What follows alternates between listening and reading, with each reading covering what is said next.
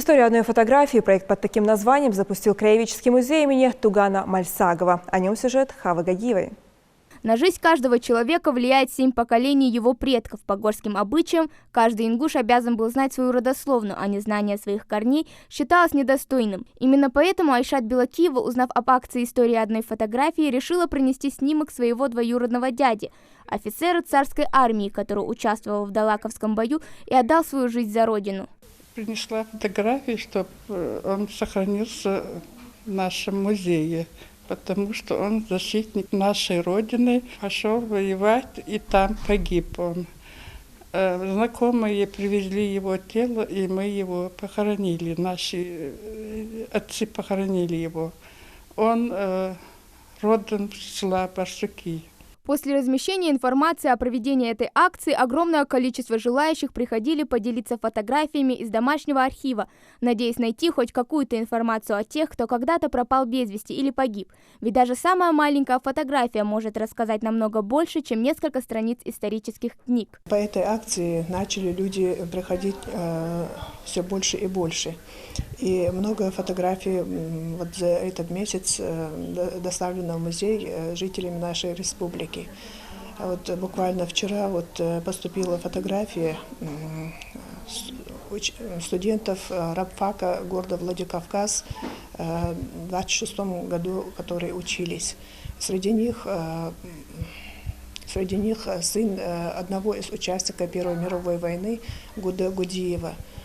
Его звать Ахмед.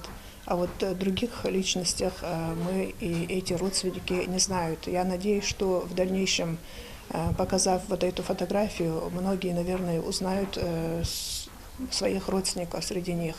Я надеюсь, что они дадут нам информацию о них.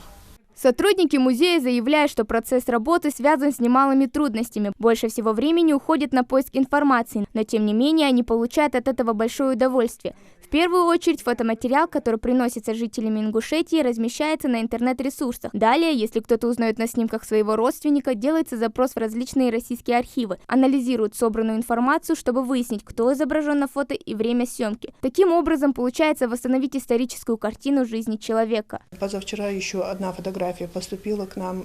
Он участник Великой Отечественной войны, Газдиев Хусейн Сагогович. Единственное, что известно о нем, что он ушел с первых дней на фронт, что с Минводов его отправили в Ростов-на-Дону, и с тех пор он находится без вести. Вот его племянник позавчера нам принес вот такую фотографию, а я, в свою очередь, делаю запрос на него в различные архивы России. Проект «История одной фотографии» был запущен Музеем краеведения имени Тугана Мальсагова при поддержке жителей Республики Ингушетии. А на всех снимках, включенных в экспозицию, изображены неизвестные личности, среди которых и те, кто сыграл определенную роль в истории. Музейные сотрудники уверены, что ценность каждого снимка велика, ведь у каждой фотографии есть свой смысл и своя судьба. Хранители истории ингушского народа будут всегда рады новым материалам и новым историям. Хава Гагиева, Магомед Дедигов, Новости 24.